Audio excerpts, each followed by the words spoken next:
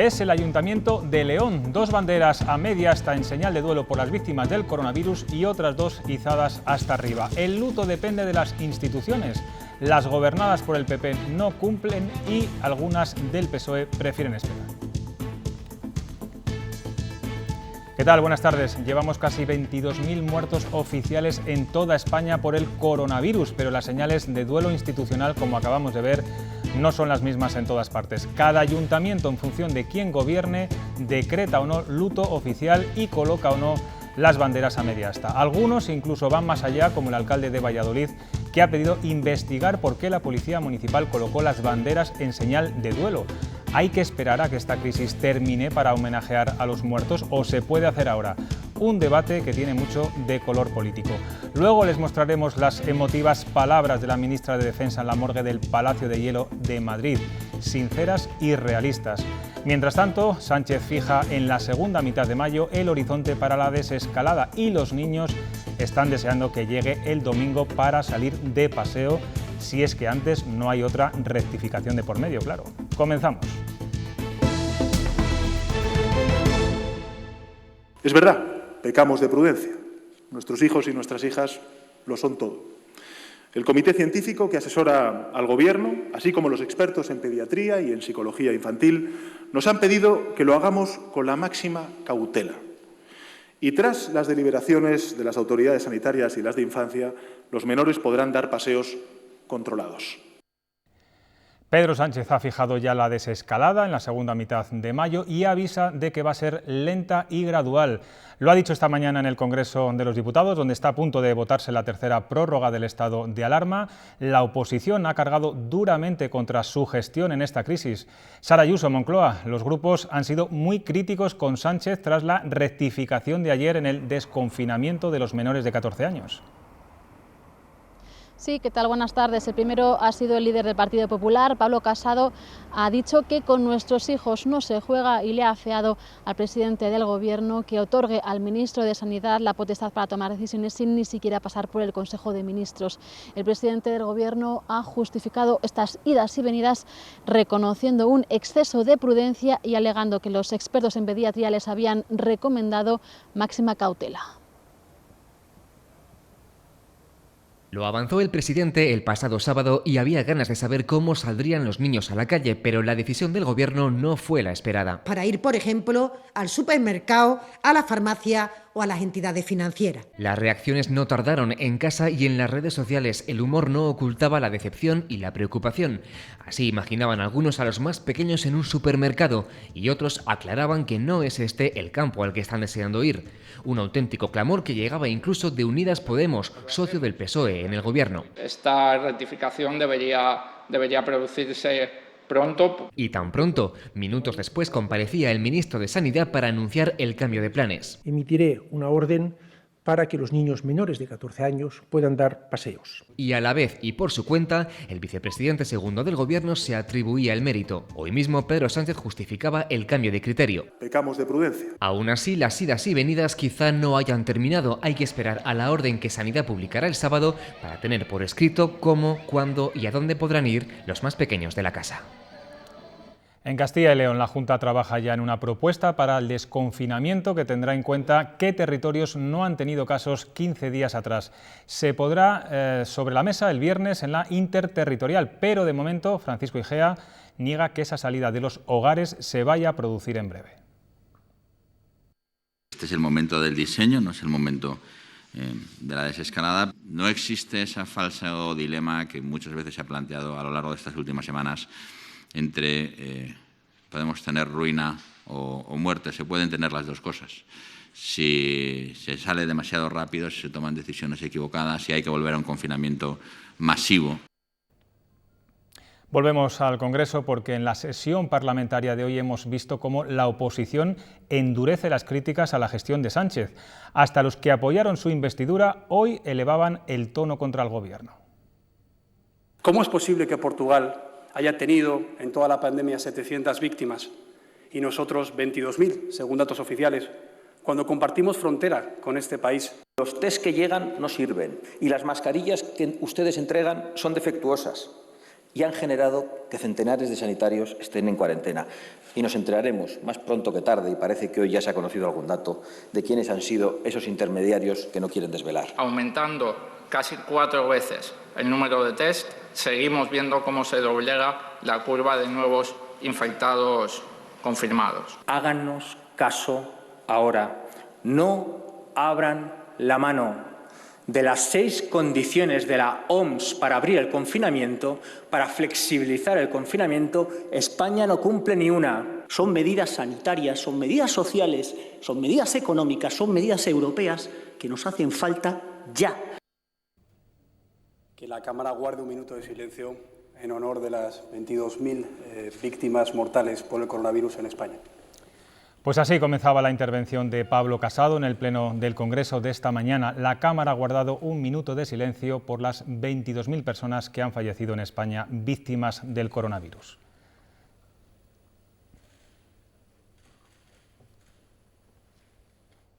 Las señales de duelo se han convertido en Castilla y León en la polémica del día. El alcalde de Valladolid investiga por qué la Policía Municipal colocó banderas a media asta en una comisaría contra la orden del propio ayuntamiento. La mayoría de los consistorios socialistas no quieren todavía homenajear a los fallecidos, aunque Jesús Rodrigo León, allí el ayuntamiento del PSOE, ha decretado luto y tiene su bandera municipal a media asta. Pues efectivamente, buenas noches. Situación curiosa. El Ayuntamiento de León ya decretó ese luto el pasado 3 de abril y mantiene en este consistorio que está justo detrás de nosotros a media asta la bandera de León y la bandera de Castilla y León. Como no hay ese luto a nivel nacional ni a nivel de la Unión Europea, las banderas europea y española están con la situación de normalidad. Lo curioso también es que a muy pocos metros también otra institución gobernada por el PSOE, en este caso la Diputación Provincial, mantiene a media asta las 4 banderas.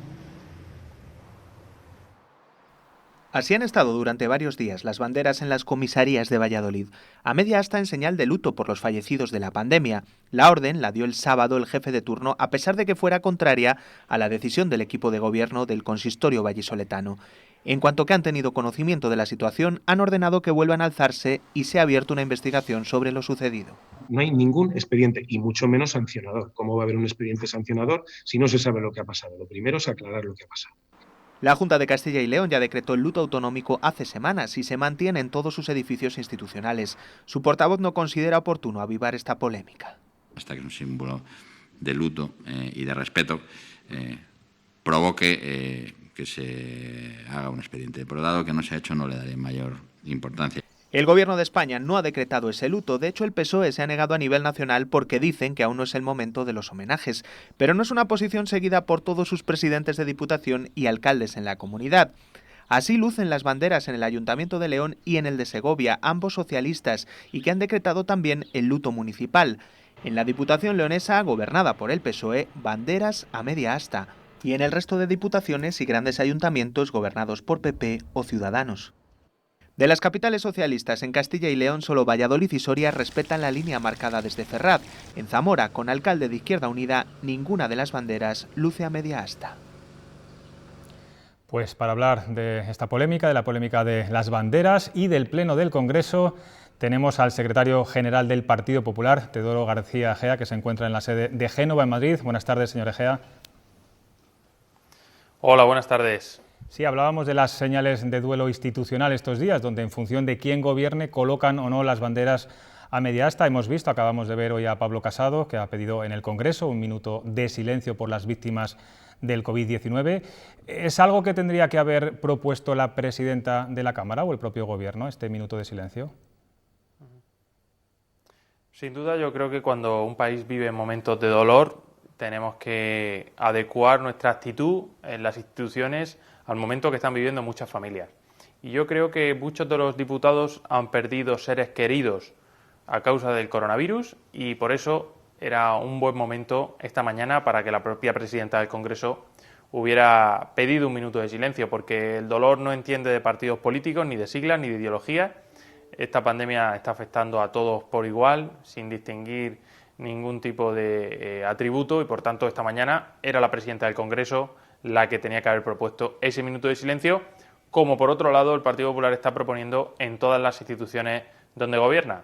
Es inconcebible que el alcalde de Valladolid no solo no ponga las banderas a media asta, sino que encima investigue a las policías que expresan y representan el dolor de muchos vallisoletanos y de toda Castilla y León, yo creo, poniendo banderas a media asta en el municipio de Valladolid. Yo creo que el alcalde de Valladolid, en vez de investigar a la policía, señor Óscar Puente, lo que debería de hacer es aprender un poco de ella. Han respaldado la prórroga del estado de alarma. En estos momentos se está celebrando el pleno en el Congreso, que por cierto va a recibir menos apoyos que otras veces esta prórroga, pero las críticas de Pablo Casado a la gestión de Pedro Sánchez han sido extremadamente duras, sobre todo cuando se refería a los fallecidos. ¿Qué es lo que menos les está gustando del Gobierno en esta crisis? Le pido que me diga sobre todo un motivo. Pues yo creo que podríamos resumirlo en tres cuestiones fundamentales. La primera, las rectificaciones continuas y la poca seguridad jurídica que nos estamos encontrando a la hora de proponer soluciones. Y la segunda, el que a los que estamos apoyando el decreto de alarma no nos informe claramente de qué medidas va a tomar. Ayer decíamos que si los niños pueden salir a la calle el próximo lunes, los grupos parlamentarios y toda España merece saber hoy en qué condiciones van a poder salir el próximo lunes. No es de recibo que en el pasado muchos trabajadores se enteraran de las condiciones de trabajo del día siguiente en el cese de actividades de sectores no esenciales esa misma noche, e incluso habiendo estado durmiendo. Muchos trabajadores de polígonos industriales me llamaron preguntándome si al día siguiente iban o no a trabajar, porque como diputados se supone, o como representantes del partido de la oposición, se supone que el presidente del Gobierno mantiene informadas a todas las fuerzas políticas de sus intenciones para el cese de la actividad esencial, no esencial. Por tanto, si el presidente del Gobierno no informa a la oposición, no consensúa sus medidas con sus ministros y confunde a la población, creo que en un momento como este todos debemos estar remando, pero el capitán tiene que saber hacia dónde apunta la nave, cómo gobierna el timón. Él decía hoy que el coronavirus es una especie de iceberg, pero efectivamente el problema es que Sánchez es el capitán del Titanic.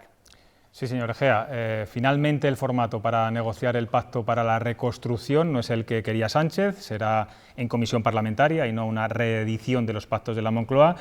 ¿Es una forma de restar protagonismo al presidente y que no capitalice este posible triunfo?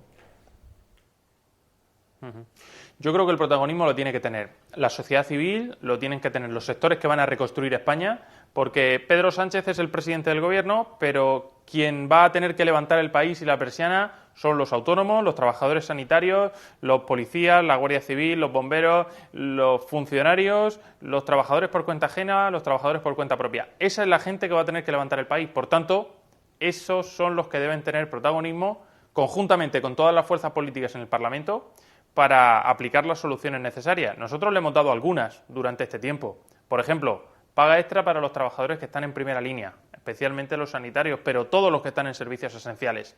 Por ejemplo, que los autónomos, si están en estado de alarma y no pueden abrir su negocio, que no paguen la cuota. ¿Qué sentido tiene que le paguen la cuota al Gobierno central y que luego los gobiernos autonómicos establezcan ayudas para este tipo de trabajadores, ¿no?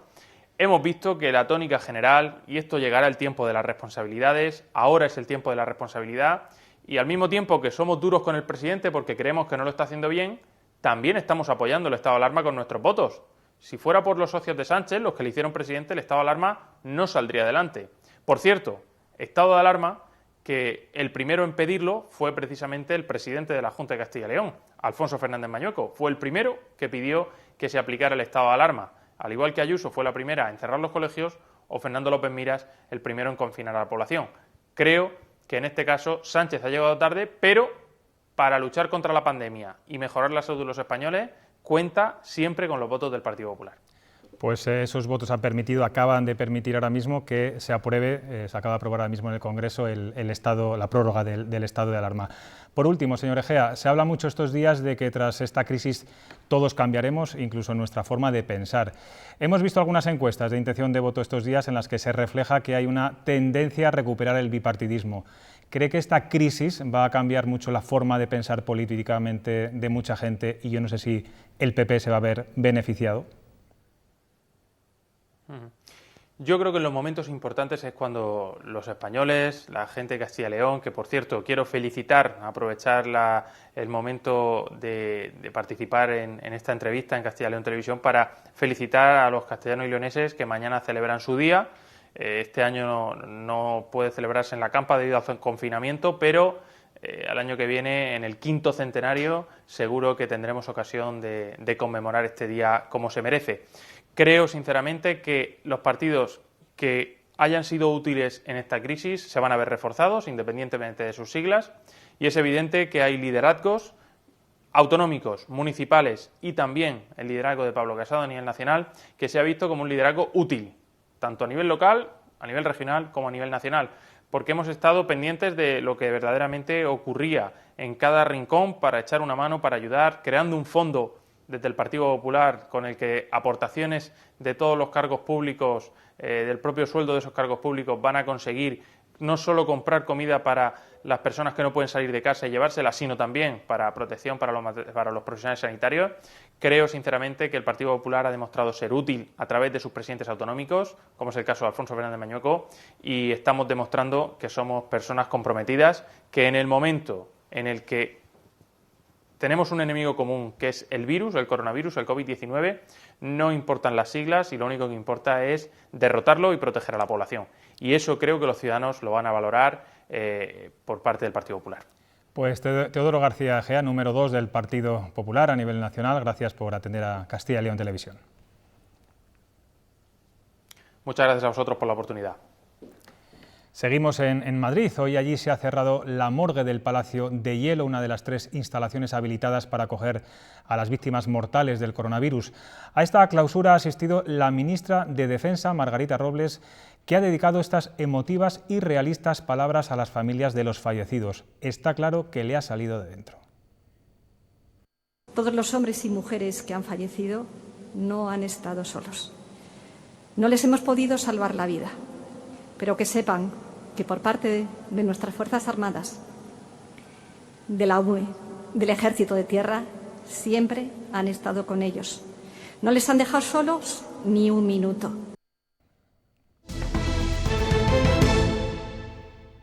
La Comunidad de Madrid ha publicado los nuevos datos de fallecimientos por coronavirus, en los que incluye no solo los registrados en hospitales, sino también en centros sociosanitarios y domicilios. Como se preveía, Nati Melendre, los datos son bastante más elevados. Sí, buenas tardes, José Luis, mucho más elevados. En total hay que sumar 4.200 a la cifra que ya teníamos antes, que era de 7.000 y pico, con lo cual la cifra total de fallecidos en la Comunidad de Madrid con ese nuevo requisito se elevaría a 11.800, pero esos datos todavía no están contabilizados en el registro del Ministerio de Sanidad, sí lo están otros más de fallecimientos. Aquí tenemos los datos total de fallecimientos por este COVID-2019, 21.000 datos veíamos en España y también han subido a nivel regional. El dato positivo, que también suben las altas, suben y bastante además, ya hay un 40% de los infectados que han logrado curarse, 3.400 más hoy en Castilla y León y 163 en España, y 163 en Castilla y León. 5.700 personas, casi 5.800, han superado la enfermedad. Pocos datos, aparte de eso de las altas, hay que sacar en positivo, porque lo cierto es que la enfermedad continúa avanzando, hay más contagios, de nuevo hoy, no muchos más a nivel nacional, 35 más, eso supone un 2%. ¿Qué quiere decir ese 2%? Pues que la subida, el incremento de subida se mantiene en esos términos del 2%, al menos a nivel nacional, la curva sigue aplanándose, pero a nivel regional lo están viendo, hay una subida del 3,6%, bastante más alta, son 580 contagios más en un solo día, la cifra total roza los 17.000, es decir que aquí en Castilla y León se están produciendo más contagios. Según la consejera de Sanidad de la Junta de Castilla y León, Verónica Casado, ese incremento de casos puede estarse debiendo a que nos estamos relajando en las medidas de confinamiento. Si hay casos nuevos con el tiempo que llevamos de cuarentena social es porque estamos teniendo algún que otro fallo en la cuarentena social. Los médicos se plantan por la situación de indefensión en la que están sometidos los profesionales sanitarios ante la falta de medios de protección y están dispuestos a exigir responsabilidades al Gobierno en los tribunales. La puntilla han sido las miles de mascarillas defectuosas que se repartieron entre el personal sanitario y que tardaron bastantes días en ser retiradas. El Consejo General de Colegio de Médicos se personará como acusación particular en aquellos casos de contagio de COVID que se haya podido producir. Más de un mes desde que se decretó el estado de alarma y los sanitarios continúan sin la protección necesaria. Son los que más expuestos están al virus. Peor, ¿no? Yo creo que la cantidad de sanitarios y profesionales que nos hemos contagiado. El jefe de urgencias de Palencia es positivo. Como él, en Castilla y León hay más de 2.200 profesionales con COVID-19. El colectivo más afectado es el de los enfermeros, casi 800 contagiados. Pues desde el primer día que empecé con sintomatología y viendo el panorama que había, decidí aislar a todo el mundo, me aislé de todo el mundo. Mi hijo pequeño lo ha pasado con 11 años. Más de 600 médicos, alrededor de 300 auxiliares sanitarios y un centenar de celadores.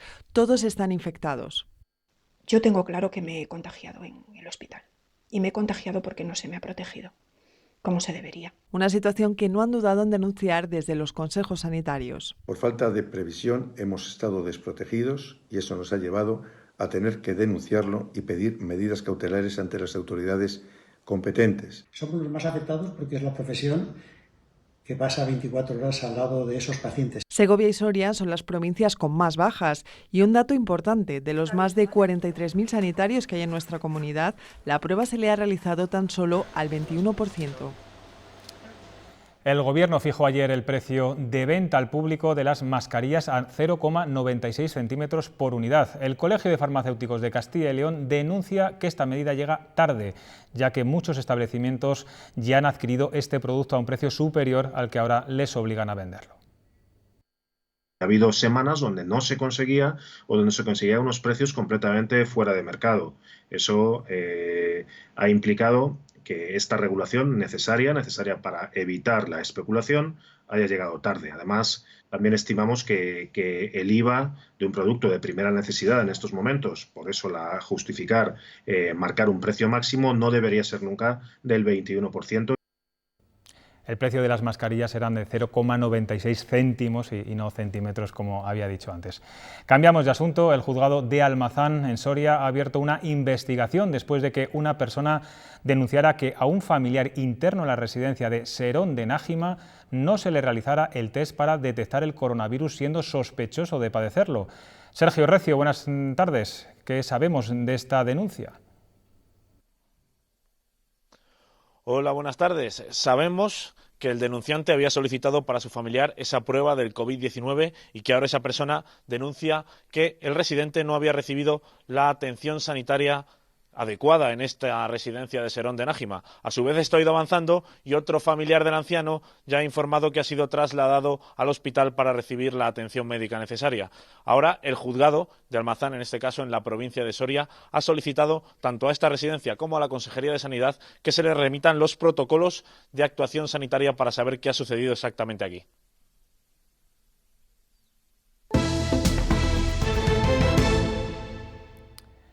Estamos en plena crisis sanitaria, pero con un pie ya en una crisis económica que todos los expertos e informes avisan de que se va a agudizar y muchos auguran que puede ser peor que la de 2009. El BBVA presentó ayer un informe macroeconómico sobre la situación de España que vamos a analizar ahora con uno de sus autores, Rafael Domènech, responsable de análisis económico del BBVA. Buenas tardes, nos escucha desde Madrid. Muy buenas tardes. Sí, como decíamos, las estimaciones de este informe son bastante preocupantes. Hablan de un retroceso del PIB del 8%, incluso de una tasa de paro que puede superar el 20% este mismo año. ¿Qué medidas de reactivación se tienen que tomar de forma urgente para darle la vuelta a esos porcentajes?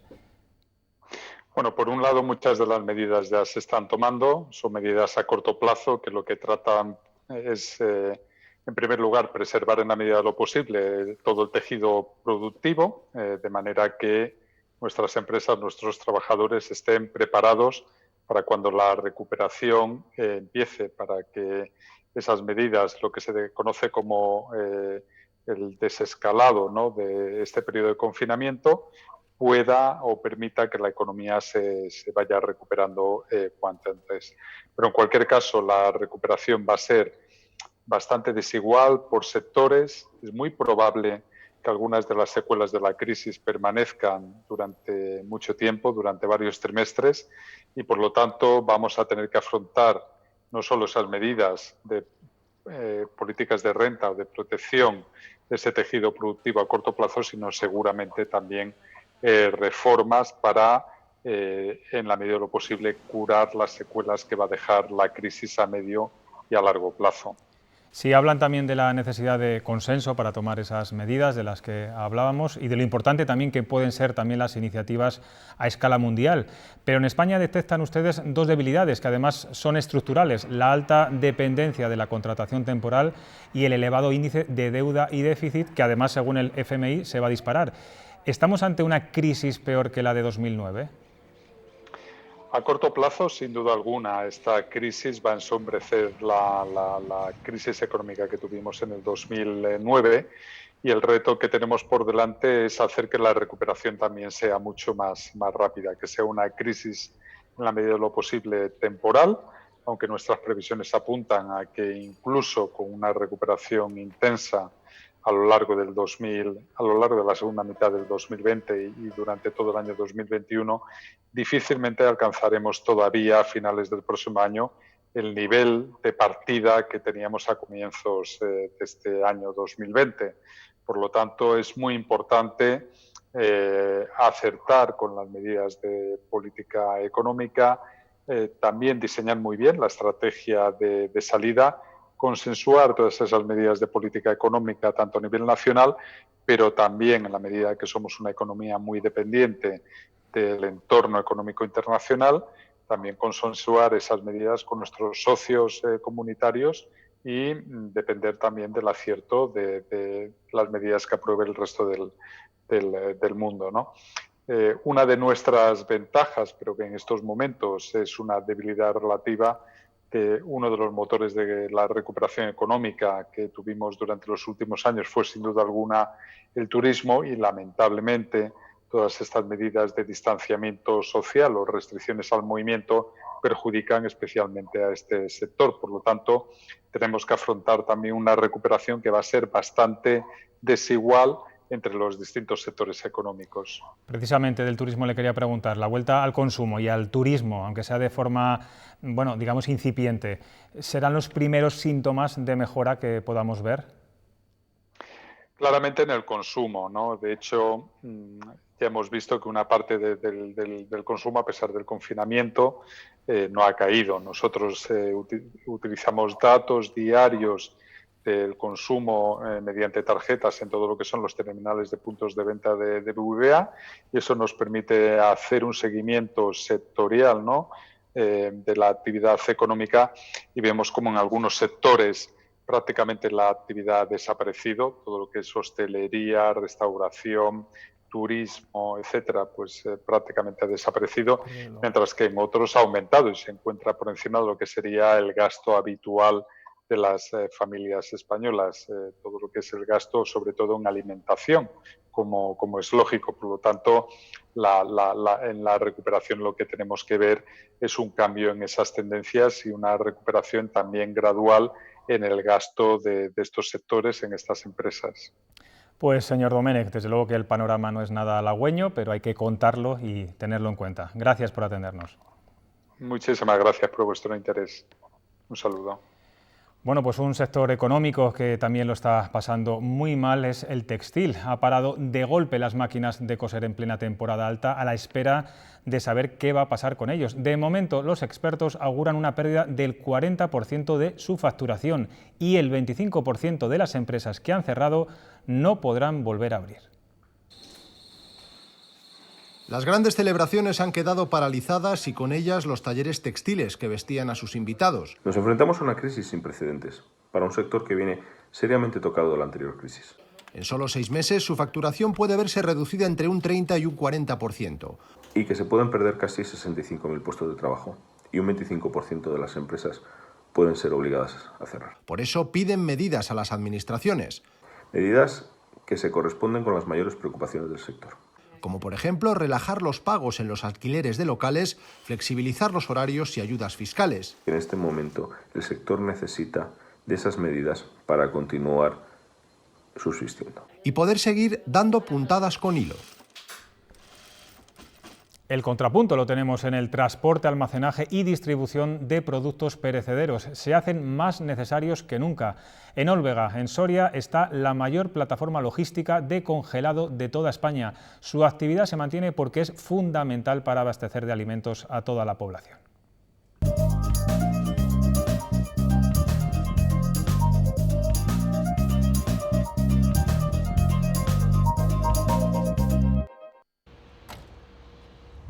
Constantin, abulense de adopción, es uno de los casi 1000 conductores que trabajan en esta empresa de Olvega. Transporta productos de alimentación congelados por toda España y parte de Europa. Su rutina ha cambiado por completo por el cierre de lugares donde comer y asearse.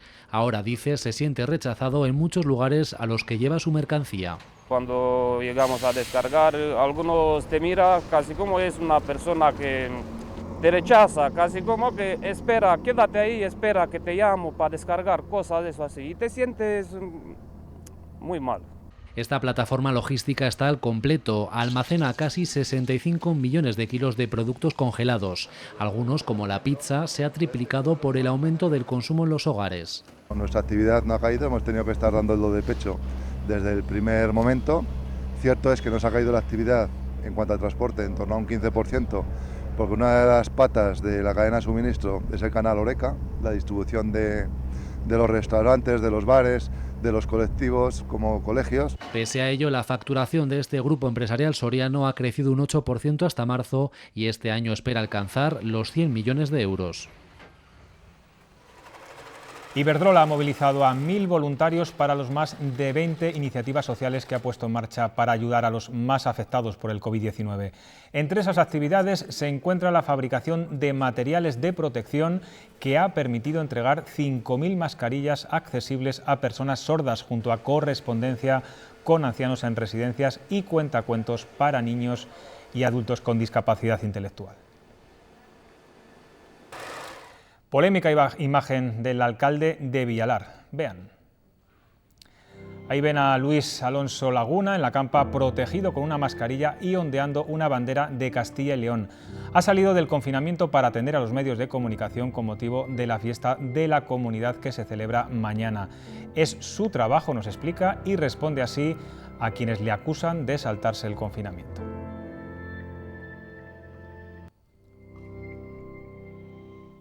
Quien no tenía justificación para saltarse el confinamiento era el alcalde de Badalona. Ha dimitido esta mañana después de que ayer la policía le detuviera cuando circulaba con su coche con signos de embriaguez. Él mismo en sus redes sociales daba estos consejos a sus ciudadanos hace unos días. Siempre hay las personas que se creen que son más espabiladas que los demás y que no tienen que cumplir las normas. En este caso, estas personas lo que no se dan cuenta es que no ponen en riesgo su salud, ponen en riesgo la nuestra. Por eso cada día la Guardia Urbana pone actas administrativas, multas, a casi un centenar de personas diariamente. Ayer concretamente fueron 80.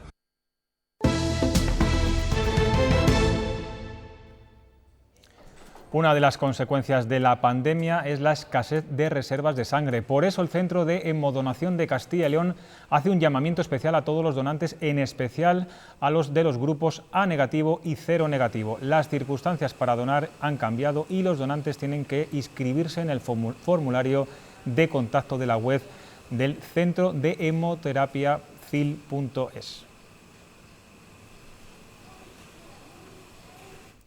En un pequeño municipio burgalés, a más de 1.500 kilómetros de su casa, pasa esta cuarentena un peregrino holandés. Se quedó atrapado rumbo a Santiago, el camino está vacío y los albergues cerrados, pero en Castrojeriz ha encontrado una mano amiga. Él mismo nos ha contado su aventura.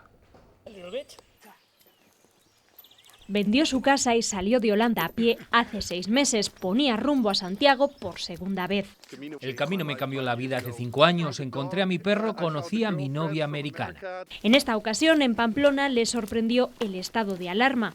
Me dijeron que no podía ir a ningún albergue y que el camino estaba cerrado. No podía volver y siguió caminando solo hasta Burgos. Es el camino auténtico, sin plazos, sin albergues, sin peregrinos, yo solo.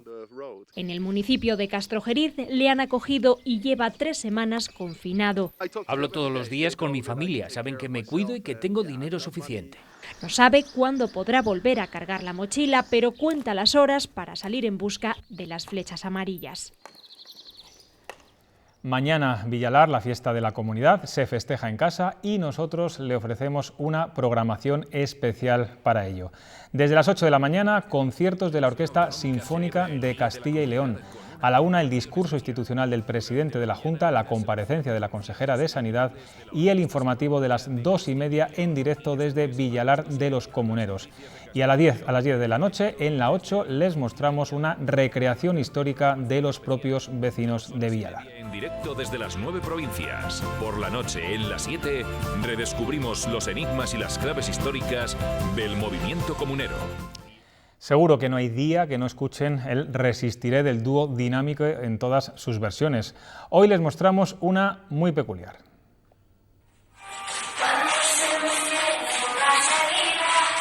Son las monjas dominicas de la Residencia Universitaria Santa Rosa de Lima de Valladolid, que también se han querido sumar a esta cuarentena con baile y además con buen ritmo.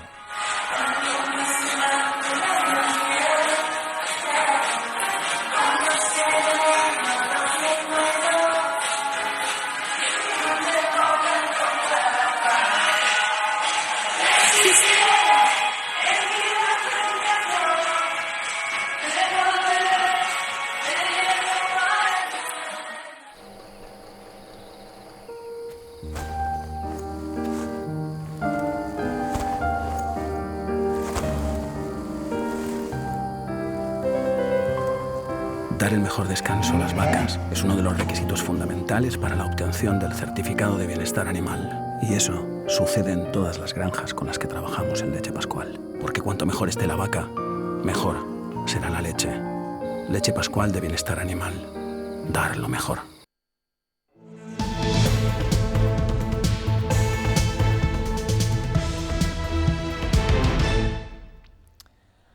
Hoy el balonmano adquiere el protagonismo en nuestro tiempo de deportes. Javier Mardones, buenas tardes. ¿A qué se debe?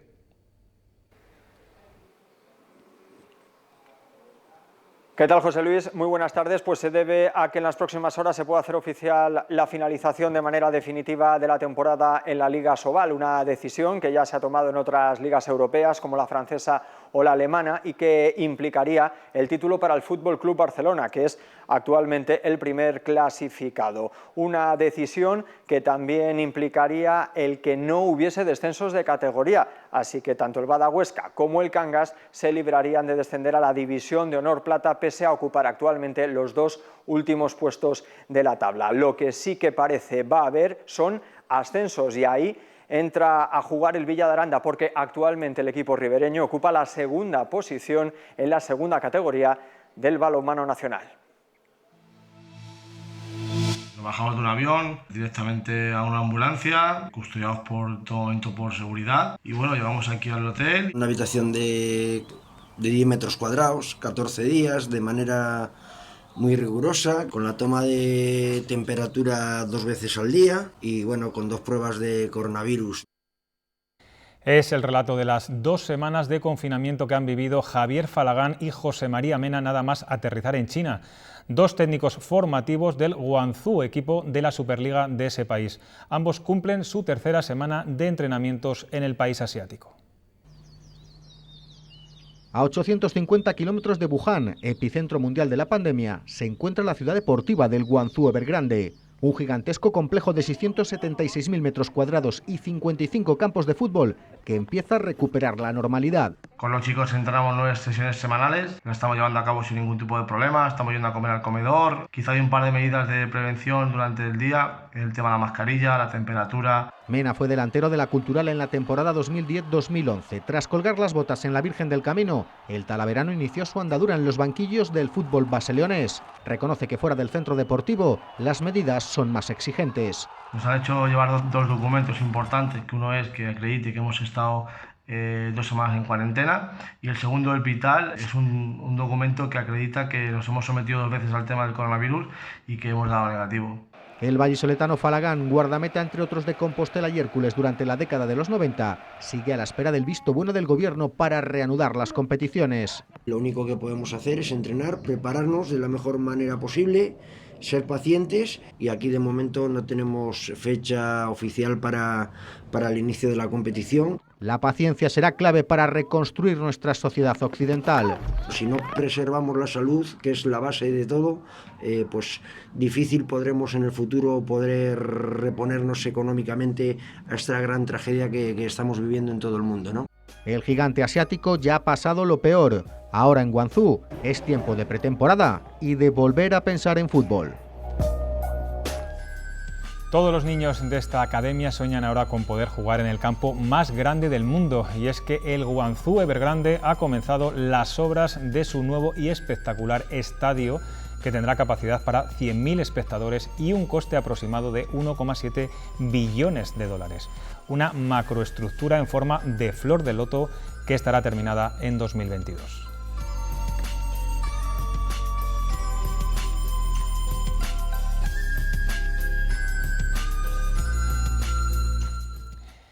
Y siguen cancelándose pruebas míticas del deporte mundial, incluso alguna que debía celebrarse a finales de septiembre, como el Maratón de Berlín. El gobierno alemán ha tomado la decisión, por lo que más de 5.000 atletas se quedarán sin poder participar en uno de los grandes del calendario. Con las imágenes de la última edición que esperamos volver a ver, hasta mañana nos vemos, que será el Día de la Comunidad.